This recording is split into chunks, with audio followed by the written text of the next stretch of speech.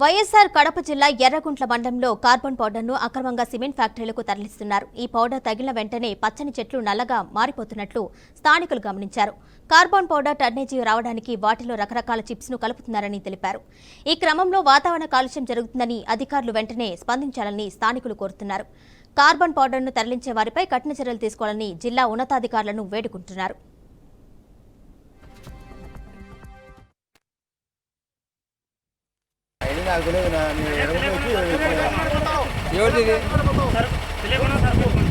ఇంత లోడ్ ఎత్తుకొని పోలేనా బండి డ్రైవర్ని కాదు ట్రైవర్ని కాదు. వీడు ఎరుగుంట్లో వచ్చి ఓనర్ పోయినాడు, ఆమె లోడ్ ఎత్తుకొచ్చినాడు. అయ్యి నాకు తెలియదు, యాడికి ఏం కదా నాకు తెలియదు.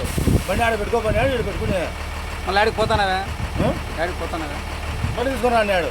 యాడికి ఐసల్ గాడికి పోతాను. ఐసల్ సిమెంట్ ఫ్యాక్టరీకి అది యాడికని నాకు తెలియదు. ఏం పేరు నీ పేరు? నా పేరు శివశంకర్. మీ ఓనరు? నాకు ఓనర్ అంటే ఎవరు లేరు. ఇప్పుడు ఎవరు తీసుకొని రమ్మన్నారు? మా బావ సుబ్రహ్మణ్యం.